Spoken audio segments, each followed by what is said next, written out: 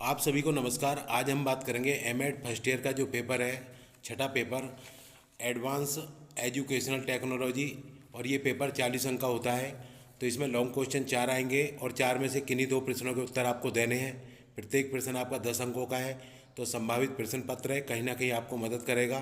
तो पहला क्वेश्चन है, शिक्षा तकनीकी का अर्थ और प्रकार की विस्तार से व्याख्या करो, यानी कि एजुकेशनल टेक्नोलॉजी के बारे में पता किया है। दूसरा क्वेश्चन है, शिक्षण प्रतिमानों का शिक्षण में क्या महत्व है, यानी कि importance of teaching model in teaching.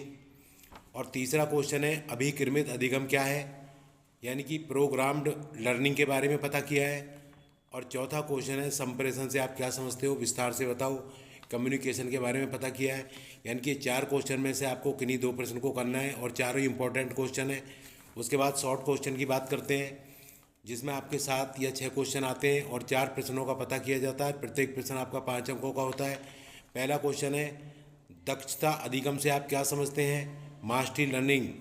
दूसरा क्वेश्चन है, फ्लेंडर्स अंत्य क्रिया विश्लेषण पद्धति की विवेचना करो, यानी कि फ्लेंडर इंट्रैक्शन की बात की है इन्होंने।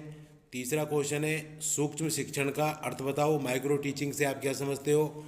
और चौथा क्वेश्चन है, शिक्षण प्रक्रिया में कोमल शिल्प तथा कठोर शिल्प उपागमों के सिद्धांत को बताओ, यानी कि सिद्धांत principles of using hardware and software approach. उसके बाद अगला क्वेश्चन है, कार्य विश्लेषण से आप क्या समझते हैं, टास्क एनालिसिस। और छठा क्वेश्चन है, शाखीय अधिगम क्या है, ब्रांचिंग प्रोग्रामिंग की बात की है। और 7वां क्वेश्चन है, सूचना प्रसंस्करण मॉडल की मुख्य विशेषताएं, यानी कि major characteristics of information processing. ठीक है ना। तो इंफॉर्मेशन प्रोसेसिंग की बात की है इन्होंने। तो कहने का मतलब ये है कि इनमें से किन्हीं 4 प्रश्नों के उत्तर आपको देने हैं। तो आप कैसे करेंगे, 1 घंटे में 1 लॉन्ग करिए और 2 घंटे में 2 लॉन्ग हो गए।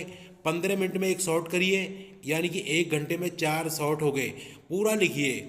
और ये सब बीएड का ही है, आपका कोई नई बात नहीं है। ये पेपर आपने बीएड में भी पढ़ा है। तो मैं समझता हूँ कि आपके लिए कहीं ना कहीं पेपर लाभदायक सिद्ध होगा।